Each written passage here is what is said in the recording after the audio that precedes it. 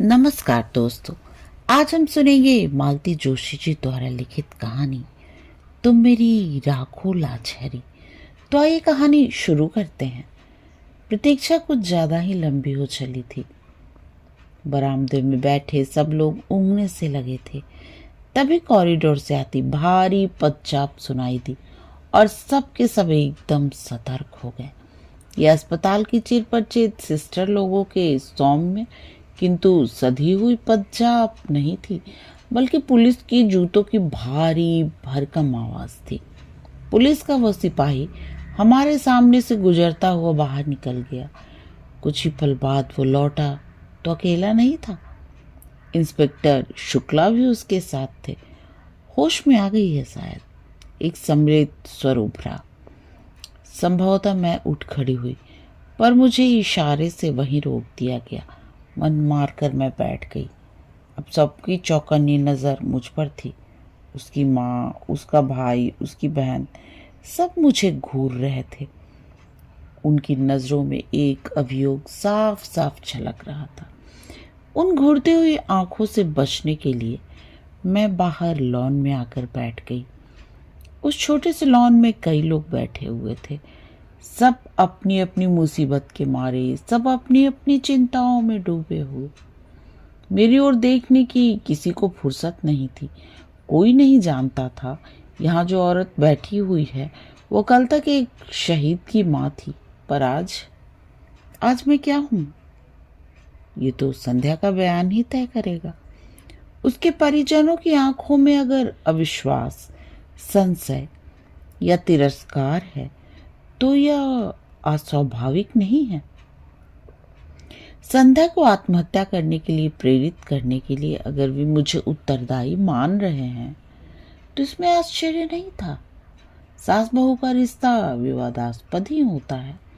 फिर एक युवा सुंदर विधवा बहू के साथ तो लोग सामान्य रिश्ते की कल्पना भी नहीं कर सकते। खासकर बहू के नाम पर बैंक में एक मोटी रकम जमा हो तो ये संदेश और गहरा हो जाता है। ऐसी बहू के प्रत्याहरण का मोह शायद बहुतेरी सासों को होता होगा, पर मुझे विश्वास था संध्या मुझ पर यह तोहमत नहीं लगाएगी। इतना बड़ा झूठ वो नहीं बोल सकती। लेकिन अगर वो सच बोल गई तो तब उस शर्म को मैं कैसे झेल पाऊंगी। उस सच से तो कोई भी झूठ बेहतर है। मैं तो परमात्मा से प्रतिक्षण यही मना रही हूँ कि भले ही वो मुझे कटघरे में खड़ा कर दे, पर सच न बोले। कल सुबह से मैं यहाँ अस्पताल में बैठी हूँ। खबर पाते ही बंबई से उसकी माँ और भाई तथा दिल्ली से उसकी बहन आ पहुंची है। मेरी बेटी सविता भी लखनऊ से चल पड़ी है। अड़ोसी पड़ोसी नाते रिश्तेदार अस्पताल के चक्कर लगा रहे हैं। बारी बारी से आकर कुशल क्षेम पूछ रहे हैं, चाय नाश्ते की पेशकश कर रहे हैं। पर सविता के पापा शर्मसार होकर घर में ऐसे दुबक गए हैं कि एक बार झांकने भी नहीं आए। लोग समझ रहे हैं जवान बेटे की मृत्यु से वे इतना टूट गए हैं कि अब किसी नई त्रासदी का सामना करने की उनमें हिम्मत नहीं है। घर में बैठकर वे सबकी सहानुभूति और आदर बटोर रहे हैं और सारी जद्दोजहद से गुजरती मैं सबकी नफरत झेल रही हूँ। संदेह भरी नजरों से छलनी हो रही हूँ। इस हादसे के बाद मैंने प्राणपण से चाहा था कि संध्या अपने परिवार में वापस लौट जाए। मैंने बार बार यह संकेत दिया था कि हमें उसके रुपए पैसे से कोई मोह नहीं, वो सब कुछ अपने साथ ले जा सकती है। उसके वहां रहने पर भी हम इस घर पर, यहाँ की धन संपत्ति पर उसका हक बना रहेगा। अपना बुढ़ापा हम अकेले काट लेंगे। बस हमें इस जिम्मेदारी से मुक्ति चाहिए। इस जिम्मेदारी के चलते तो मैं बेटे के लिए रोना भी भूल गई थी। जब उन लोगों की ओर से कोई पहल नहीं हुई तो मुझे ही निर्णय लेना पड़ा। सविता के साथ मैंने उसे पूरे साजो सामान के साथ बंबई भेज दिया। उसके बैंक खाते के स्थानांतरण की व्यवस्था भी कर दी। लेकिन 15 दिन भी नहीं बीते थे कि वो बैरंग चिट्ठी की तरह लौट आई। साथ में उसकी माँ भी थी। समधी ने हाथ जोड़कर कहा, बहन जी, आपका इतना बड़ा घर है, लड़की कहीं भी पड़ी रहेगी, आपकी सेवा करके जिंदगी गुजार लेगी। यह घर तो उसी का है, वो जब चाहे यहाँ आ जा सकती है। मैंने तो आपने कुछ अच्छा ही सोचा होगा, मैं जानती हूँ। घर की बात बाहर उछलनी नहीं चाहिए, पर आप तो अपनी हैं, आपसे क्या छिपाना। इसके पिता की मृत्यु के बाद उस घर में बहू का राज हो गया। राज क्या था, पूरा रावण राज है। हम माँ बेटी को कैसे दिन गुजारने पड़ते हैं मैं जानती हूँ। इसलिए मैंने इसकी पढ़ाई भी पूरी नहीं होने दी, जल्दी शादी कर दी। सोचा था अपने घर में सुख से रहेगी, पर भाग्य में हो तब तो। उसकी शादी के खर्च को लेकर जब बहू जब तब ताने देती है।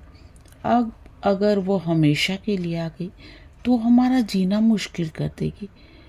लेकिन वहाँ रहने की ज़रूरत ही क्या है, हम लोग एक अच्छा सा फ्लैट ले लेंगे, आप उसके साथ बनी रहिए, हमें भी फिक्र नहीं रहेगी। लेकिन मैं तो सब दिन बैठी नहीं रहूँगी उसके बाद। बहन, हम भी कोई अमर पट्टा लेकर नहीं आए हैं, जाना तो हमें भी है, और जितनी जल्दी चले जाए उतना अच्छा, पर जाने से पहले उसका ठिकाना करके जाना है। अच्छा घर वर देखकर उसकी शादी कर देनी है। इतनी बड़ी पहाड़ से जिंदगी वो अकेले कैसे काटेगी। तो बहन जी, ये काम भी आप ही कर सकती हैं। भाई साहब आपके साथ हैं, मेरे पास तो कोई साधन भी नहीं है। इसके भाई भाभी लालच में आ गए तो दूसरी शादी भी नहीं होने देंगे। जिंदगी भर इसके पैसे पे कुंडली मारकर बैठ जाएंगे। आपको अपने बेटे पर जरा भी एतबार नहीं है। बेटा अपना है तो क्या हुआ, बहू तो पराए घर से आई है। बेटा भी अब उसकी की आंख में देखता है, उसी के कान से सुनता है। अपना दिल दिमाग सब उसने अपनी बीवी के पास गिरवी रख छोड़ा है। उसके पास कुछ कहने का सवाल ही नहीं था। एक कोशिश मैंने की, उसकी डॉक्टर बहन के सामने भी प्रस्ताव रखा था। यूँ तो वो संध्या से 10 साल बड़ी थी, पर बहन बहन ही होती है, कुछ तो लगाव होगा ही। हमारी तुलना में तो वो ज़्यादा अपनी होगी। हम लोगों का साथ ही कितना था, कुल जमा 1.5 साल। उसमें भी आधे दिन वो पति के साथ या फिर बिहार में रही थी। लेकिन उसकी बहन ने भी मेरा अनुरोध स्वीकार नहीं किया। बोली, आंटी जी, डॉक्टर हूँ, दिन में 15 घंटे बाहर रहती हूँ, कभी कभार रात को भी जाना पड़ सकता है। इनका क्लिनिक घर पर ही है, कहीं ऊंच नीच हो गई तो मुसीबत होगी। मतलब वो कोई खतरा मोल लेना नहीं चाहती थी। अब उसे कैसे समझाती कि इसी ऊंच नीच का तो मुझे भी डर है। इसलिए तो मैं तुम सबकी इतनी चिरौरी कर रही हूँ। कैसे कहती, औरत खासकर अकेली औरत इतनी कमजोर है। पर अपने पति के बारे में ये सब कहना अपने आप को गाली देने जैसा है। इसलिए तो सारी उम्र ओट सीकर इस दर्द को पीती रही हूँ। जानती हूँ जब पुरुष की नीयत खराब होती है तो जाति, उम्र, रिश्ते, सारी चीज़ें गौन हो जाती हैं। इसके चलते मैंने कितनी नौकरानियों को भुगता है। मैं ही जानती हूँ, रिश्ते की बहनों और नंदों की मैंने चौकीदारी की है। पड़ोसियों से भी कभी दुआ सलाम के आगे संबंध नहीं बढ़ने दिए। पूरी जिंदगी बहुत चौकस रही हूँ मैं, घर की इज्जत पर आंच नहीं आने दी। पर अब मुझे ये सब नहीं हो सकेगा। टूटा हुआ मन और थका हुआ शरीर लेकर मैं पढ़ाई, लड़की की जिम्मेदारी कैसे संभाल पाऊंगी। मेरा मन उसी दिन कांप गया था जब शोक से बेहाल संध्या को इन्होंने अंक में भर लिया था। दुख की उस कातर घड़ी में सोचने समझने की शक्ति लुप्त हो गई थी। फिर भी वो दृश्य मेरे अवचेतन में उतर गया था। अपनी सूजी हुई आंखें लेकर सविता ने उसी क्षण मेरी ओर देखा था। पल भर को हमारी नजरें मिली और उसने तुरंत आगे बढ़कर संध्या को गले लगा लिया था। बेचारी लड़की अपने पापा के चरित्र के इस पहलू को जानती है, इसीलिए अतिरिक्त रूप से सजग रहती है। घरेलू पार्टियों में जब पापा ज्यादा बेतकल्लुफ होने लगते हैं तो तृष्णा से मुंह फेर लेती थी। पापा अगर उसकी सहेलियों की चोटी खींचते पीठ पर धौल जमाते या गाल में चिकोटी लेते तो उसका चेहरा तमतमा जाता। मुझसे अक्सर कहती, मम्मा स्कूल में आप ही आया करो, पापा बिना बात के मैम की साड़ी वाड़ी की तारीफ कर देते हैं, बड़ा ऑकवर्ड लगता है। मैंने कितनी बार कहा है, हम लोग अंग्रेज नहीं हैं, हमारे यहाँ किसी महिला के कपड़ों की तारीफ करना, हेयर स्टाइल, चूड़ी बिंदी पर कमेंट करना अच्छा नहीं समझा जाता। पर इन्होंने कभी मेरी बात नहीं मानी, उल्टे मुझ पर बिगड़ते रहे। तुम्हारा ही दिमाग खराब है, हर बात का गलत मतलब निकाल लेती हो। तो संध्या का मेरे पास रहना तय हो गया। मुझे लगा जैसे मैंने अपने आंचल में अंगार भर लिए हैं। 15-20 दिन सविता को मैंने रोक लिया। वो साए की तरह संध्या के साथ बनी रहती, पर वो भी कितने दिन रहती। उसका भी घर बार, बच्चे थे, बूढ़े सास ससुर थे, उसे तो जाना है। अपना दुख पीकर मैं बहू के घाव सहलाने में जुट गई, पर इन्होंने मुझे मौका ही नहीं दिया। उसका पूरा भार इन्होंने अपने ऊपर ले लिया। इनकी सारी दिनचर्या उसी धुरी पर घूमने लगी। सुबह शाम पेपर पढ़ना, न्यूज़ सुनना, सीरियल्स देखना सब साथ साथ होने लगा। दोपहर में कैरम या लूडो खेला जाता, उसे ब्रिज का गेम सिखाया जाता। उसके लिए लाइब्रेरी लगवाई गई, उसके लिए नए नए कैसेट्स और सीडी घर में आने लगे। फिर एक दिन इन्होंने घोषणा की कि वे संध्या को ड्राइविंग सिखाएंगे।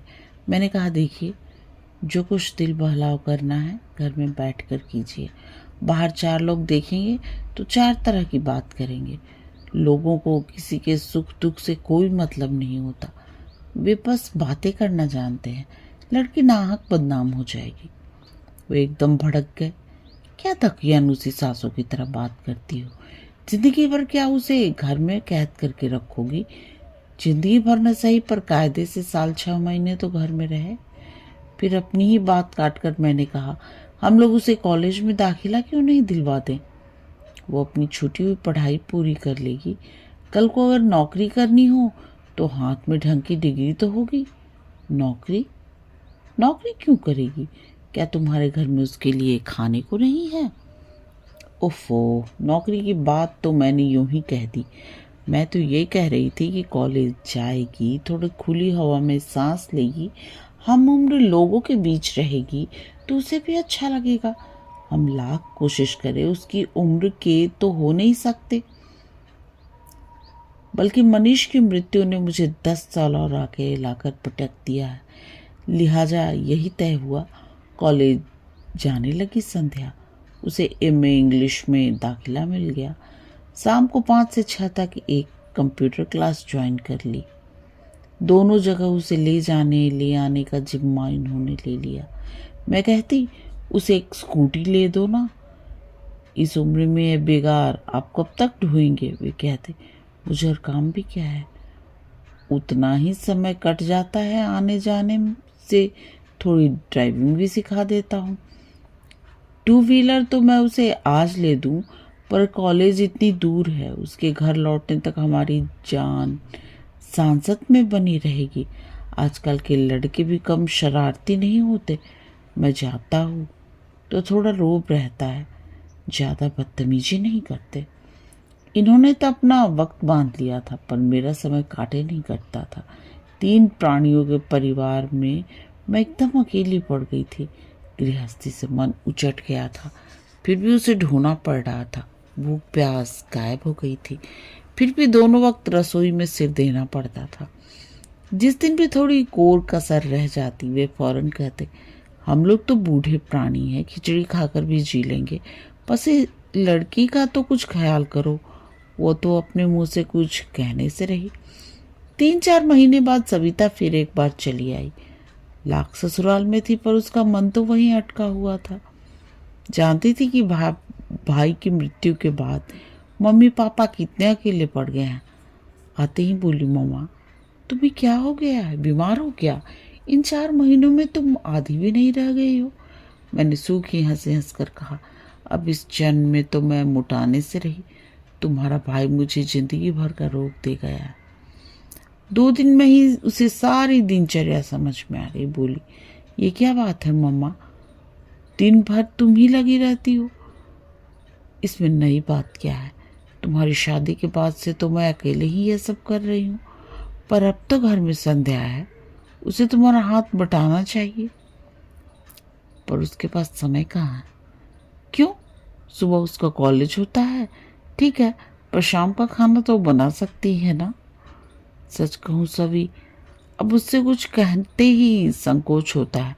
लगता है वो यहाँ इस घर में मेहमान है। कहने की जरूरत ही क्या है, उसे खुद सोचना चाहिए। शायद अब उसको भी इन चीज़ों में रस नहीं रह गया है।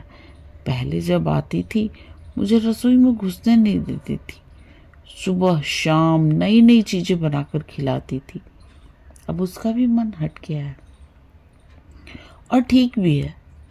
ये उसकी गृहस्थी तो नहीं है, वह तो बस समय काट रही है। और सच तो यह है कि हम सब अपना अपना समय काट रहे हैं। और ये पापा क्या कर रहे हैं? एकदम उसके ड्राइवर ही बन गए हैं। शाम का तो चलो ठीक है, पर सुबह तो अपने से चली जाएगी ना। ना हो तो उसे एक स्कूटर ले दो। ये बात तुम उन्हीं से कहना। और सचमुच इस बार वो डरी नहीं, सवाल कर ही डाला। बोली, पापा, हमें तो याद नहीं आता आपने हमें कभी कॉलेज छोड़ा हो या लेने आए हो।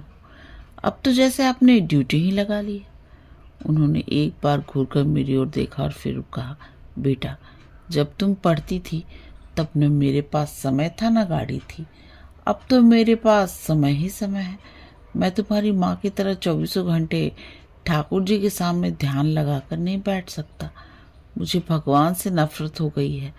सारे व्रत अनुष्ठानों पर से मेरा विश्वास उठ गया है, इसलिए मैं अपनी शांति कहीं और खोजता हूँ। एक बात और सभी, तुम्हारी अपनी एक भरी पूरी दुनिया है और ये लड़की बिल्कुल अकेली है। मैं उसका अकेलापन बांटने की कोशिश करता हूँ और उसका तो एक बहाना है।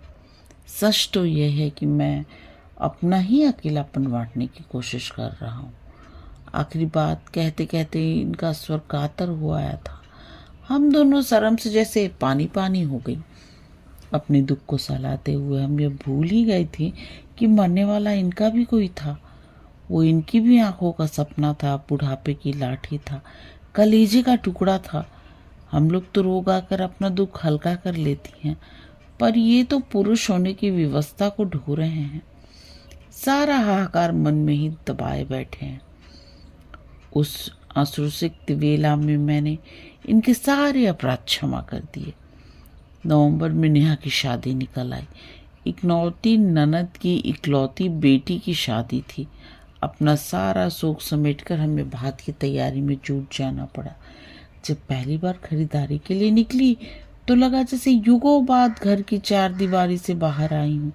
संध्या और उसके पापा तो इस बहाने रोज बाहर आ रहे थे, पर मैं साल भर से घर में ही कैद होकर रह गई थी।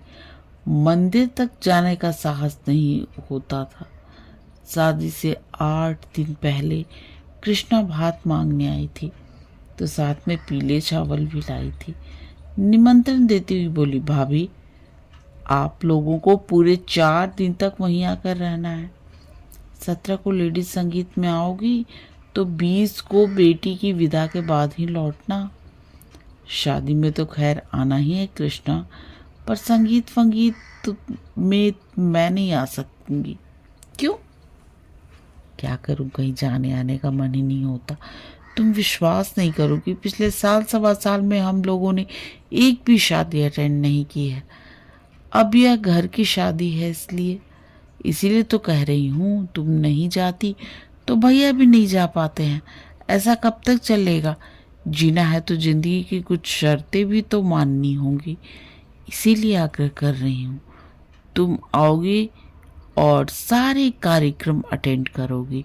सच कहूँ कृष्णा, इस लड़की को घर छोड़कर कहीं जाने का मन नहीं होता।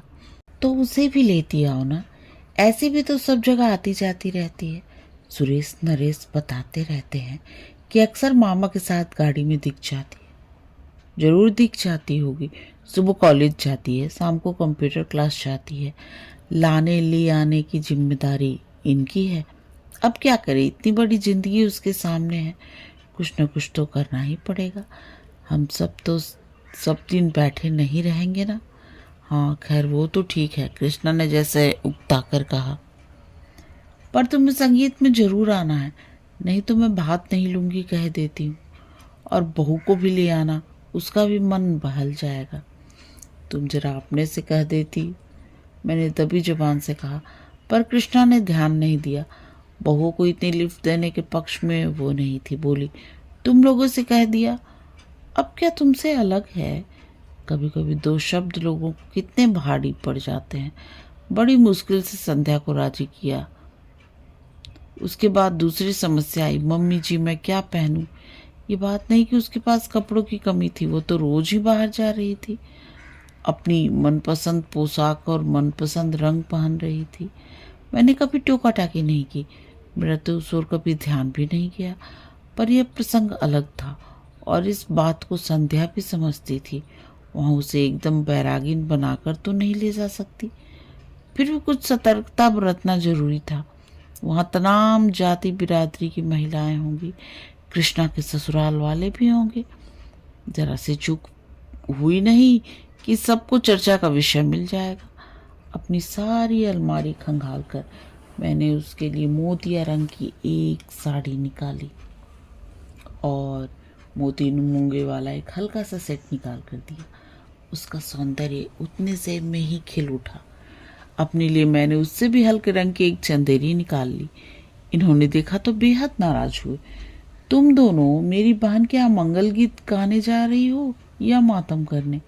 मैंने कहा, प्लीज आप बीच में ना पड़िए, 4 लोगों के बीच में जरा सोच समझ कर ही जाना होता है।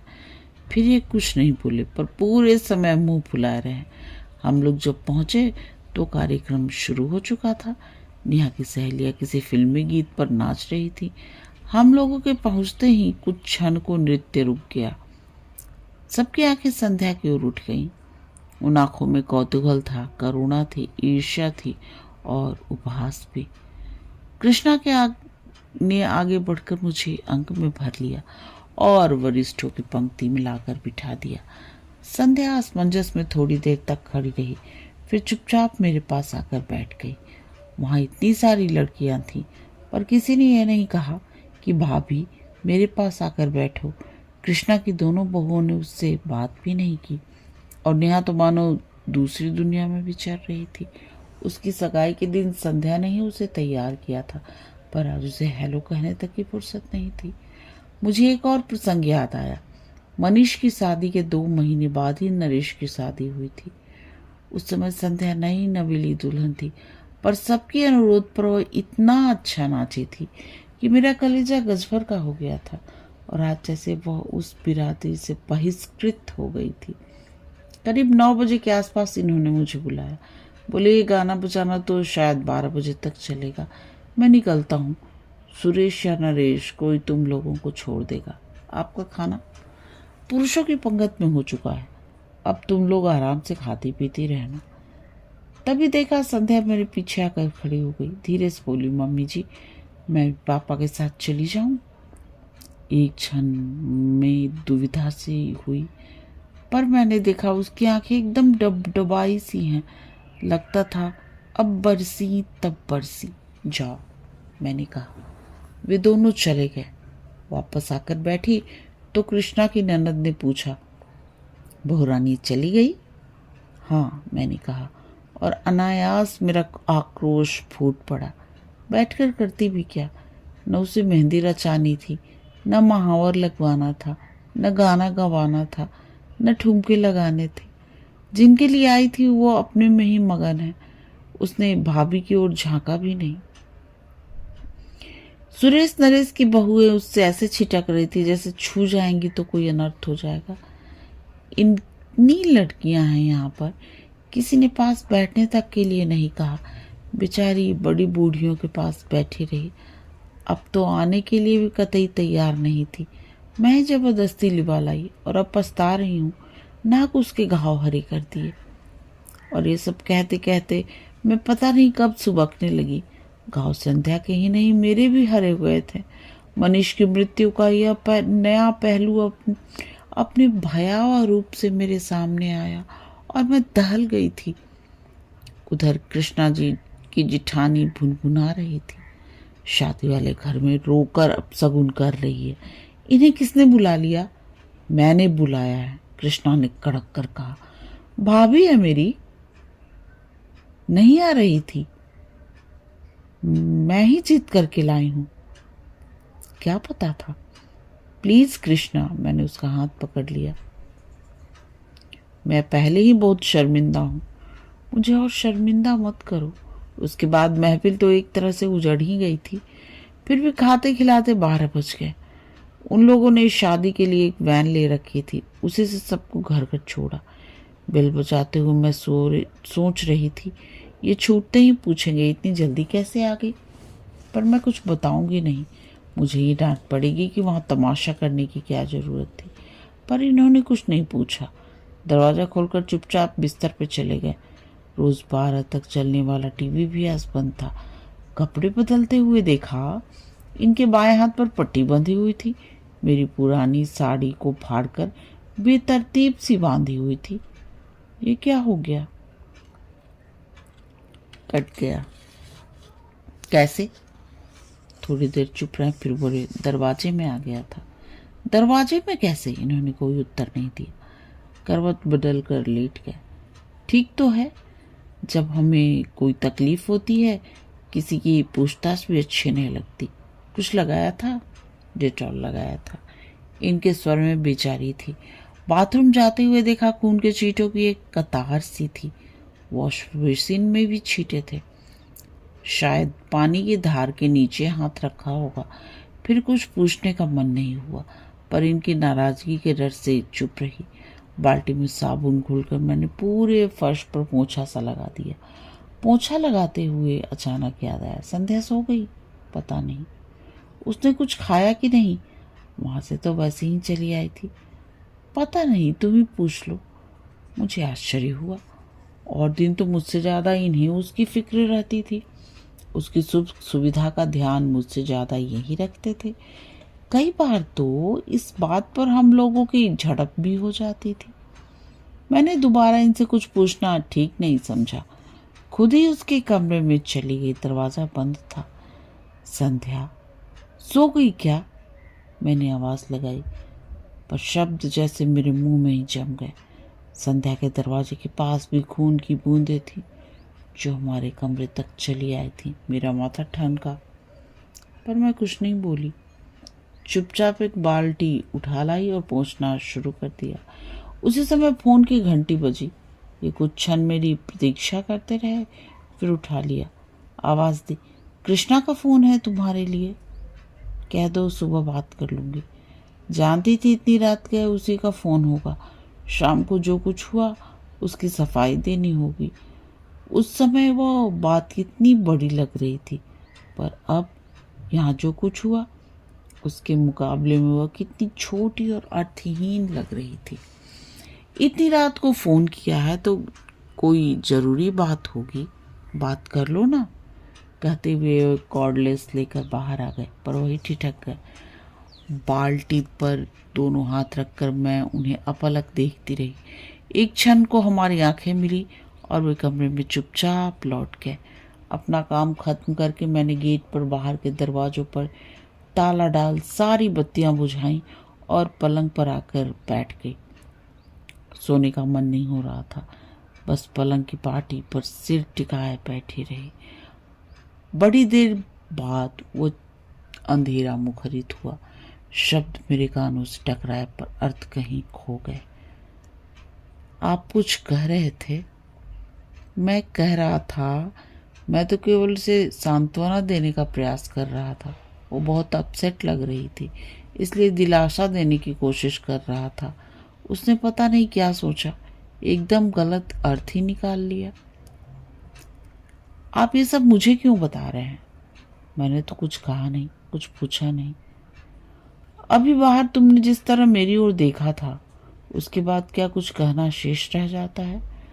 क्या तुम्हारी आंखों की भाषा मैं पढ़ नहीं सकता? शायद इन्हें भी किसी किस्म की दिलासा चाहिए थी, पर मेरा मन ही नहीं हुआ। चुपचाप पीठ फेर कर लेट गई। फिर एक अंदर सा उठ रहा था, प्रश्नों के बवंडर उठ रहे थे। सांत्वना देने उसके दरवाजे तक जाने की क्या जरूरत थी? ऐसा आपने क्या कर दिया कि उसे आपके मुंह पे दरवाजा बंद करना पड़ा? ऐसी आक्रामक तो वो कभी नहीं थी। और आप कह रहे थे उसने गलत सोच लिया। इस बचकाने विधान को मैं कैसे मान लूं? कोई भी औरत इस मामले में गलती कर ही नहीं सकती। छोटी बच्चे भी स्पर्श की भाषा को बखूबी समझती है। फिर चाहे वो स्पर्श नौकर का हो, दोस्त का हो, सहकर्मी का हो, औरत इसे परखने से कभी गलती नहीं करती। ईश्वर ने स्त्री को यह अद्भुत सहज ज्ञान प्रदान किया है। भीड़ की थकापेल में भी वह हर स्पर्श को अलग से परिभाषित कर सकती है। और ये कह रहे हैं कि उसने गलत सोच लिया। ईश्वर करे ऐसा ही हो। रात भर मैं मना रही थी वो यहीं ठहर जाए, इस रात की सुबह कभी ना हो, पर मुझे संध्या का सामना न करना पड़े। पर अपना चाह सब कहाँ होता है। घड़ी के कांटों के साथ रात धीरे धीरे सरकती रही। रोज की तरह सुबह की किरणों ने दरवाजे पर दस्तक दी।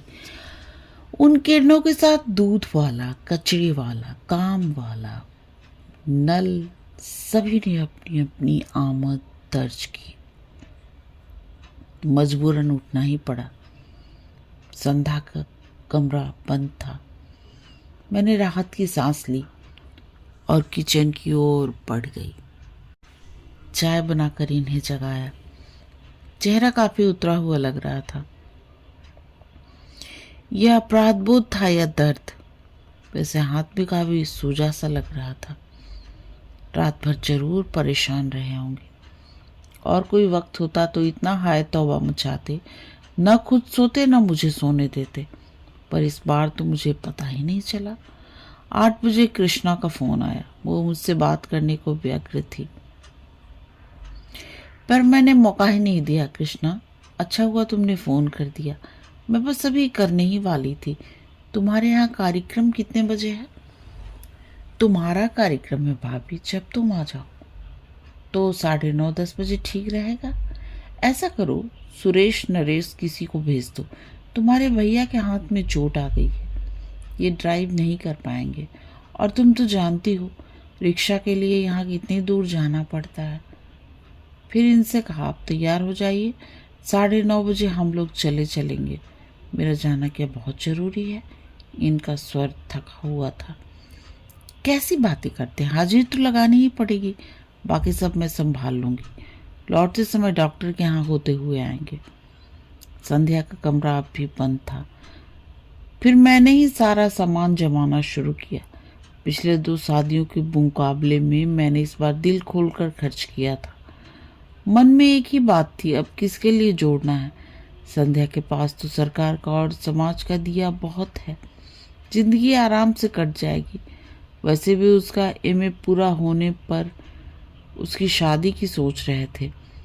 हम ही लोग कन्यादान करेंगे। भाई नहीं रहा तो क्या हुआ, सविता के लिए एक बहन तो हो जाएगी। सविता की याद आते ही मन उदास हो गया। आज मैं कृष्णा के लिए इतना कर रही हूँ, कल को सविता के बच्चों की शादी होगी तो कौन खड़ा होगा? उसकी सास की बाईपास न हुई होती तो सविता आज यहाँ होती, तब वो भी मेरी तरह उदास हो जाती। ठीक 9 बजे नरेश गाड़ी लेकर आया। संध्या का कमरा तब भी बंद था। जब तक ये तैयार हुए, मैंने और नरेश ने मिलकर पूरा सामान गाड़ी में जमा दिया। जाने से पहले उसे जगा दूं कहकर मैंने संध्या के दरवाजे पर दस्तक दी। 2-4 आवाजें भी दी, पर कोई जवाब नहीं आया। क्या बात है, इतनी देर तक तो वो कभी नहीं सोती। पहली बार मुझे थोड़ी चिंता हुई। नरेश कल रात वहीं से लौटकर कमरे में जो गई है तो बाहर ही नहीं निकली। कहीं तबीयत तो खराब नहीं है? नरेश का चेहरा फक पड़ गया। आजी जी के स्वर में बोला, मामी जी कुछ ऐसी वैसी बात तो नहीं हो गई? प्लीज हमारा नाम मत लीजिएगा। मम्मी बता रही थी कल कुछ लफड़ा हो गया था। आप तो जानती हैं शादी ब्याह में ये सब चलता ही रहता है। वो बोलता जा रहा था। मेरी दिमाग ऐसी वैसी बातों पर ही अटका हुआ था। ऐसी वैसी बात का मतलब? पर उसके कुछ कहने से पहले ही मतलब मेरे मन मस्तिष्क में कांप किया। आशंका से मैं कांप उठी। नरेश, किसी तरह दरवाजा खुलवाओ। वो कैसे खुलवाता? उसने कंधों से धक्का दिया, घुटनों से जोर लगाया, पर दरवाजा टस से मस नहीं हुआ। फिर उसने कहा, स्क्रू ड्राइवर हो तो दीजिए, मैं बोल्ट खोलने की कोशिश करता हूँ। तुम दरवाजा तोड़ दो। मेरा धैर्य अब टूट चुका था। अनिश्चित की आशंका से मैं सहम गई थी, पर दरवाजा तोड़ना क्या आसान था। मैं, नरेश, महरी सब जोर आजमा रहे थे। मोगरी, हथौड़ी सबका उपयोग हो रहा था। शोर सुनकर पड़ोस के शुक्ला जी भी आ गए। उनकी भी मदद ली गई। थोड़ी देर बाद थोड़ी सी फांक मिली तो धड़कते दिल से मैंने सबसे पहले पंखा का मुआवना किया। वो बंद था। फिर भी मैं राहत की सांस नहीं ले सकी, क्योंकि कमरे का सन्नाटा बड़ा अशुभ लग रहा था। थोड़ी देर बाद दरवाजा भरभरा कर गिरा तो हम लोग तेजी से भीतर दाखिल हुए। पलंग पर वो निस्पंद लेटी थी। कृष्णा के यहाँ से लौटकर उसने कपड़े भी नहीं बदले थे। नींद की गोलियों की शीशियां सिरहाने खाली पड़ी थी। इसके बाद का घटनाक्रम एक दुस्वप्न की तरह था। हम अस्पताल दर अस्पताल भटके, पर हर जगह भर्ती करने से इनकार कर दिया गया। आखिरकार मजबूरन सरकारी अस्पताल की शरण लेनी पड़ी। फिर पुलिस आई। संध्या के पास पहरा बिठा दिया गया। सबके बयान हुए। अड़ोसी पड़ोसियों से, रिश्तेदारों से, उसकी सहपाठियों से पूछताछ हुई। उसके भाई बहनों को फोन किए गए। बेचारा नरेश इस हंगामे के बीच मामा जी की पट्टी करवा लाया था। पता चला 3 उंगलियों में हेयरलाइन क्रैक है और छोटी उंगली का एकदम कचूमर ही निकल गया। अच्छा हुआ कि उस समय सबका ध्यान संध्या की ओर था। इनके एक्सीडेंट के बारे में किसी ने उत्सुकता नहीं दर्शाई, नहीं तो किसको क्या क्या कैफियत देती। नरेश के जाने के बाद एक बात याद आई। घर में जब दरवाजे के साथ चोर आजमाइश हो रही थी, ये आंखें बंद किए आराम कुर्सी में चुपचाप लेटे हुए थे। जब हम लोग संध्या को उठाकर बाहर ला रहे थे, तब भी उन्होंने सिर उठाकर या आंखें खोलकर नहीं देखा। इस बात को अब 24 घंटे से ज्यादा बीत चुके हैं, शायद 28 घंटे। तब से मैं अस्पताल में ही बैठी हूँ। इतनी देर तक मैं ईश्वर से लगातार संध्या के जीवन की भीख मांग रही थी। अब जबकि वह होश में आ गई है, मैं मना रही हूँ कि वो भले ही मुझे कटघरे में खड़ा कर दे, पर सच ना बोले।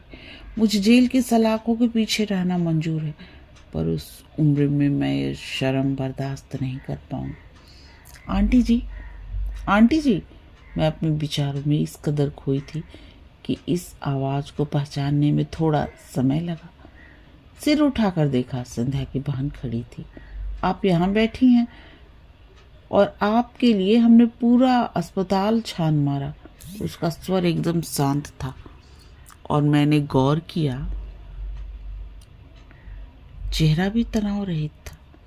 फिर भी मैंने डरते डरते पूछा, संध्या कैसी है? अब खतरे से बाहर है, पर कमजोरी तो अभी रहेगी। चलिए ना, आपको बहुत याद कर रही है। मैंने उठना चाहा, पर पांव जैसे जम से गए। उसी ने सहारा देकर उठाया। चलते समय भी उसने मेरा हाथ नहीं छोड़ा। आप लोग उस दिन किसी शादी में गए थे? चलते हुए उसने पूछा। हाँ, क्यों? मेरा गला सूखने लगा था। वो बता रही थी मनीष की मृत्यु के बाद पहली बार ऐसे फंक्शन में गई थी, इसलिए उस माहौल को बर्दाश्त नहीं कर सकी। संध्या ही क्यों, साल भर से हम लोग भी किसी शादी में नहीं गए, पर यह घर का मामला था, जाना पड़ा। वही तो आप दोनों की बड़ी तारीफ कर रही थी। कह रही थी आप लोगों ने कभी एहसास नहीं होने दिया कि वो विधवा है, इसलिए वो भी इस सच को भूल सी गई थी। पर शादी में जब इसी सच का सामना करना पड़ा तो उसे धक्का लगा, वो सह नहीं पाई। यह तो कहिए कि समय से इलाज हो गया, वरना ईश्वर तेरा लाख लाख शुक्र है, मैंने दोनों हाथ जोड़कर कहा। मेरे हाथ कांप रहे थे, आवाज लरज रही थी, पैर जवाब दे रहे थे।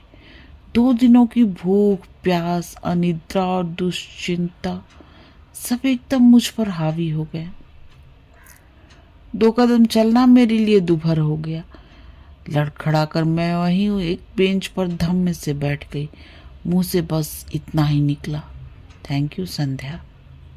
कहानी समाप्त। कहानी सुनने और अपना कीमती समय देने के लिए आप सबका बहुत बहुत धन्यवाद।